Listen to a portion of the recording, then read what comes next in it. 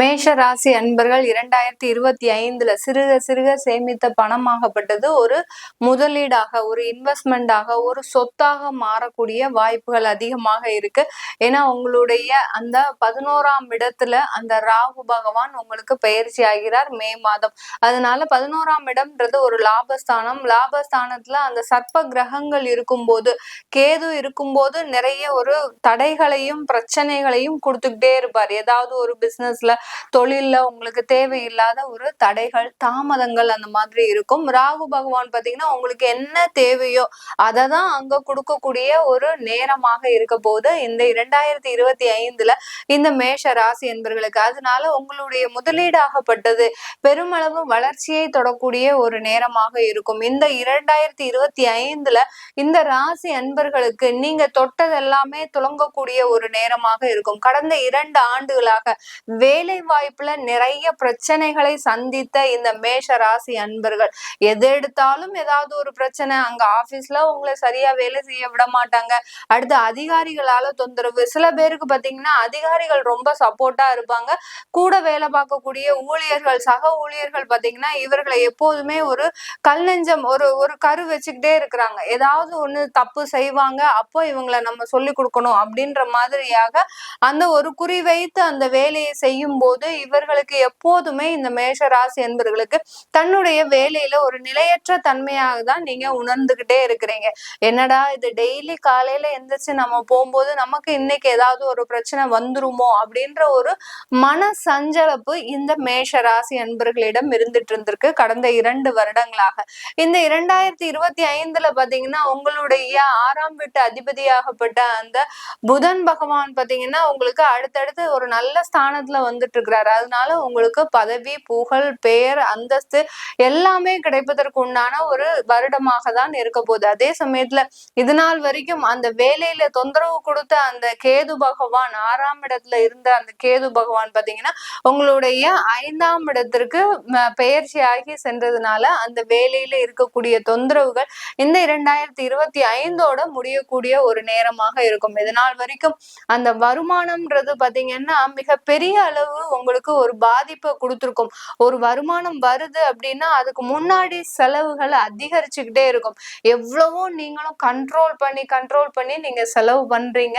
அப்படி இருந்தும் அதை மீறின செயல்கள் சில இந்த மேஷ ராசி அன்பர்களுக்கு இருந்துட்டு தான் இருக்கு.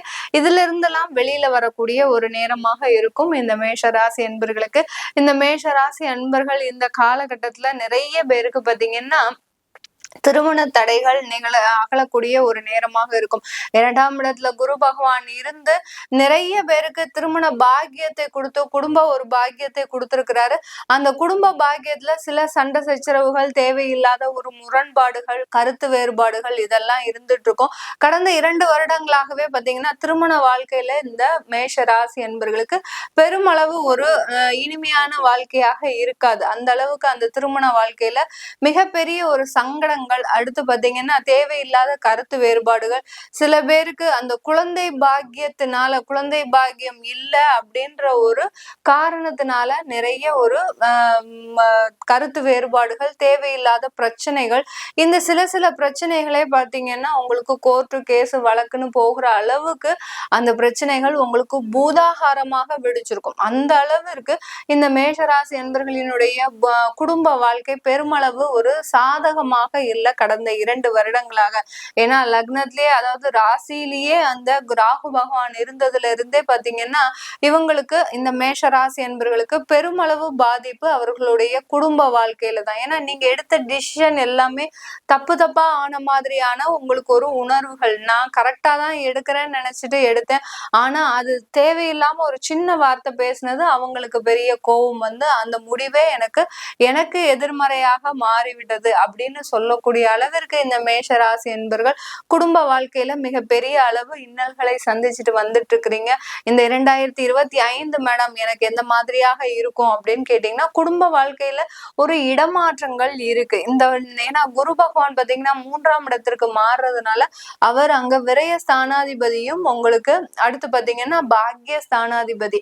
அதனால ஒரு குடும்பத்துல ஒரு சின்னதா ஒரு இடமாற்றம் பண்ணிக்கோங்க. 2025 பெருமளவுக்கு நீங்க சொந்த வீட்டுல இருக்கிறத அவாய்ட் பண்ணுங்க மேஷ ராசி அன்பர்கள். சொந்த வீட்டுல இருக்கிறதுனால நிறைய பாதிப்புகள் இந்த மேஷ ராசி அன்பர்களுக்கு இருக்கு. ஏன்னா உங்களுடைய காலபுருஷனுக்கு 4ஆம் இடமான அந்த சுகஸ்தானாதிபதியாகப்பட்ட அந்த சந்திரன் வர்றதுனால உங்களுக்கு சொந்த வீடு பாக்கியம் எப்போதுமே ஒரு நிலையா இருக்காது. சில பேர் இருக்கலாம், நிறைய சொந்த வீட்டுல நல்லா நான் செட்டில்டா இருக்கேன் மேடம், எனக்கு எந்த பாதிப்பும் இல்லைன்னு சொல்றவங்க இருக்கலாம்.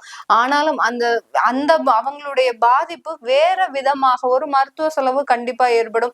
அடுத்து பாத்தீங்கன்னா கணவன் மனைவி தாம்பத்தியம் அங்க குறைக்கப்படும். இந்த மாதிரியாலாம் அந்த சொந்த வீட்டுல இருக்கும்போது உங்களுக்கு சில பிரச்சனைகள் வரும். அதனால இந்த 2025லயாவது அதற்கு உண்டான சில மாற்றங்களை நீங்க செஞ்சுக்கோங்க. அடுத்து பாத்தீங்கன்னா வாஸ்துபடி சில வீடுகளை அமைச்சுக்கோங்க. சில பேருக்கு வாஸ்துபடி இருக்கவே இருக்காது. இந்த மேஷ ராசி என்பவர்களுக்கு எங்கேயாவது மேற்கு பார்த்த வாசல், அடுத்து பாத்தீங்கன்னா டாய்லெட் சரியான இடத்துல இருக்க முடியாத ஒரு சூழ்நிலையில நீங்க கட்டியிருப்பீங்க. அடுத்து தெருக்குத்தா இருந்திருக்கும். இந்த மாதிரிலாம் அமையிறது பாத்தீங்கன்னா இந்த மேஷராசி அன்பர்களுக்கு மட்டும்தான் அமையும். அதனால இந்த மாதிரியாக அந்த சொந்த வீட்டுல சில பிரச்சனைகள் இருக்கிறதுனால அதுல இருந்து அவாய்ட் பண்றதுக்கு அதுல இருந்து ஒரு இன்வெஸ்ட்மெண்ட் வந்து உங்களுக்கு வருமானம் வரட்டும், வேண்டான்னு சொல்லல. இந்த 2025ல அதற்குண்டான சில மாற்றங்களை செஞ்சுக்கோங்க. வெளிநாடு செல்ல முயற்சி செய்யணும்ன்றவங்க கண்டிப்பா இந்த வருடம் தாராளமாக முயற்சி செய்யலாம். செஞ்சுக்கிட்டீங்கன்னா உங்களுக்கு ஒரு ஆதரவாக சில தேவையான ஒரு நடவடிக்கைகள் வெளிநாட்டின் மூலமாக உங்களுக்கு வருமானம் கிடைப்பதற்கு ஒரு சாதகமான ஒரு ஆண்டாக தான் இருக்க போகுது. வெளிநாட்டுல இருக்கிறவங்க எப்போதுமே மேஷராசி என்பர்கள், மேடம் நான் வந்து எங்களோட குடும்பத்தோட சேர்ந்து இருக்கலாம்னு விருப்பப்படுறேன், வெளிநாட்டுல இருந்து இந்தியாவுக்கு வரலான்னு ஆசைப்படுறேன், எனக்கு எந்த மாதிரி இருக்கும் அப்படின்னு கேட்டீங்கன்னா தாராளமாக நீங்க வரலாம். ஏன்னா உங்களுக்கு இன்னுமே பெரிய அளவுக்கு பாதிப்புகள் இருக்காது. அங்க உங்களுக்கு எல்லா வேலையும் முடிஞ்சிருச்சு, அப்படி உங்களுக்கு உன்னுடைய விசா ஓகே ஆயிடுச்சு, விசா வந்து எக்ஸ்பைரி ஆக போகுது, எனக்கு இன்னுமே உள்நாட்டுல வந்து நான் வேலை தேடிக்கலாமா அப்படின்னு கேக்குறவங்க தாராளமாக வரலாம். அங்கேயே இருந்து நீங்க ஏன் கஷ்டப்படுவானே, அதை விட்டுட்டு நீங்க இங்க வந்துட்டீங்கன்னா உங்களுடைய சொந்த பந்தங்களோட சேர்ந்து இருப்பதற்கு உண்டான ஒரு வழிமுறையாக தான் இந்த 2025 இருக்க போகுது. இது வந்து ஒரு மகிழ்ச்சியான செய்தி தான் எல்லாருக்குமே மேஷராசி என்பவர்களுக்கு. ஏன்னா வெளிநாட்டுல இருக்கிறவங்க மிகப்பெரிய ஒரு துயரத்துலதான் இருக்காங்கன்னு தான் சொல்லணும். ஏன்னா அவர்களுக்கு உண்டான ஒரு வருத்தமும் வேதனையும் இங்க இருக்கிறவங்களுக்கு யாருக்குமே தெரியாது. நிறைய அன்பர்கள் கிளையன்ஸ் வந்து வெளிநாட்டுல இருக்கிறவங்களுக்கு நான் பார்க்கும்போது இங்க இருக்கிறவங்களே தேவலை போல இருக்கு, அந்த அளவுக்கு இவர்கள் நல்லாதான் இருக்கிறாங்க, ஆனா நமக்கு என்ன ஒரு வசதி வாய்ப்புகள் வந்தாலும் நம்ம அதை பெருசா எடுத்துக்கிறது இல்லை, எனக்கு இன்னமும் வேணும்னு இருக்கிறாங்க. ஆனால் அந்த அயல் நாட்டுல இருக்கிறவங்க ஒவ்வொருத்தரும் பாத்தீங்கன்னா எவ்வளவோ விஷயங்களை தியாகம் செய்து அவர்களுடைய உடம்பு மனசு எல்லாத்தையுமே குறுக்கமான ஒரு சூழ்நிலையில, அதாவது எந்த அளவுக்கு எஞ்சான் உடம்ப ஒரு ஜானா ஆக்குற மாதிரி அந்த எல்லா இடத்துலயும் அவர்கள் தன்னுடைய சொந்தங்களுக்காக தன்னுடைய உறவுகளுக்காக மெயினா தன்னுடைய மனைவி கணவன் குழந்தைகளுக்காக எல்லா ஒரு இன்னல்களையும் சகிச்சுட்டு இருக்காங்க அப்படின்னு இருக்கும்போது இங்க இருக்கிறவங்க எவ்வளவோ ஒரு மேலான ஒரு விஷயத்தான் நீங்க அனுபவிச்சுட்டு இருக்கிறீங்க.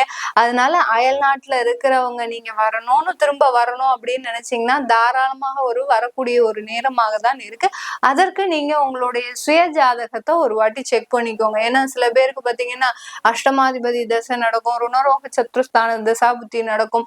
இந்த மாதிரியான மறைவு ஸ்தான தசாபுத்தி நடக்கும்போது ஓரளவுக்கு நீங்க அங்க எக்ஸ்டெண்ட் பண்றது நல்லது. அது இன்னும் இங்க வந்தீங்கன்னா இன்னும் மேலும் பல இன்னல்களை கொடுக்க வேண்டிய ஒரு நேரமாக இருக்கும்.